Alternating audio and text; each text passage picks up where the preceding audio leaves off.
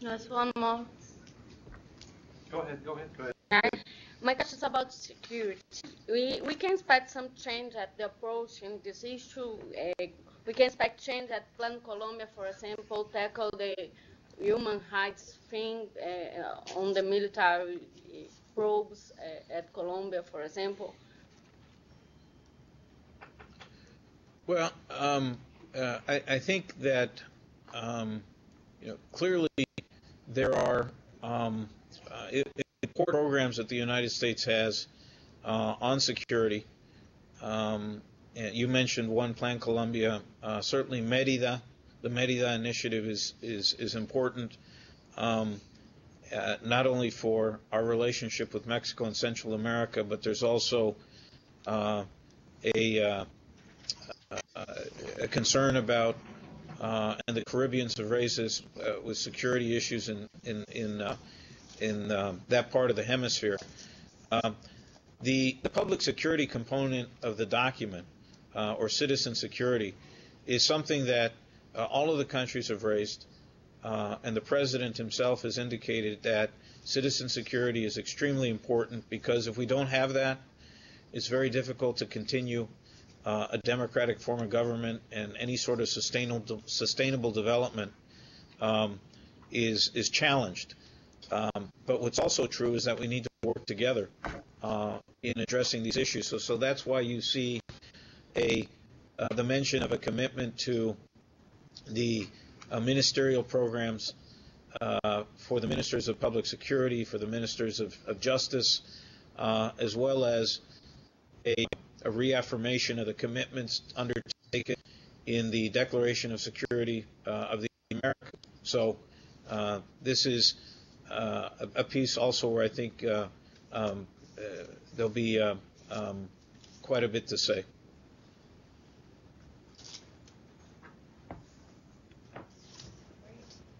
Well, thank you very much. So, Paulo, there are. Hold on. My last question.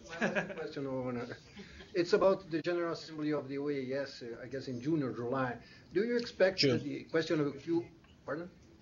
Do you expect that the question of Cuba will be raised in this General Assembly in June or July? You're right. The General Assembly of the OAS is scheduled to take place.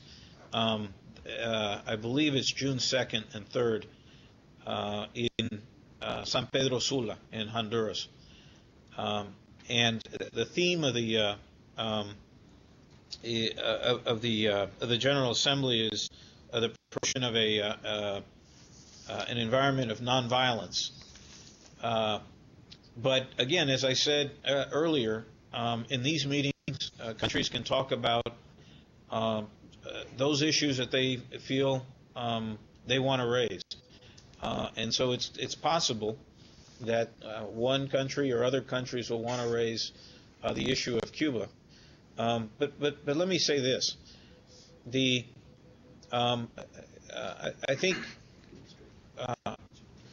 we all would like to see Cuba reestablish membership in the Organization of American States in line with the principles and values that we've all agreed to. What are those principles? The principles of democracy, respect for human rights and fundamental freedoms, free and fair elections. Those are the commitments that we've all undertaken. And they're reflected not only in the OAS Charter, but they're also reflected in the Inter-American Democratic Charter. And I think, hopefully it will not be in a future too far off, this is something that Cuba will embrace. So when we talk about it, when we talk about Cuba, I think it's important to put it in that context. Certainly the policy, as the President has indicated, is under review, but he's also underscored the importance of these principles and values that 34 democracies of the hemisphere have accepted.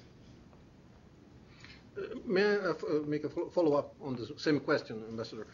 I was told by a Brazilian official that in talks with American officials also, he said that the United States, if the United States wants to act in relation to Cuba, the United States should act without expecting any response from Cuba, unilateral, make concessions unilateral, without expecting in exchange for principles you correctly mentioned.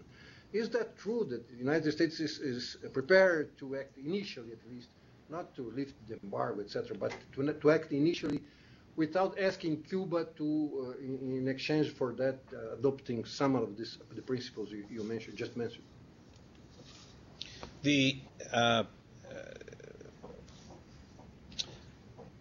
I think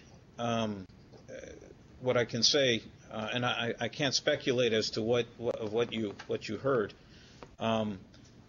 is that the president has indicated that the policy should be reviewed, and that he's signaled certain changes, but at no point has he signaled that there does not need to be a commitment by Cuba to embrace these principles and values. And I think that needs to be very much part of the dialogue and the discussion that we have. Whether it's at the summit or whether it's at the General Assembly. Okay, thank you.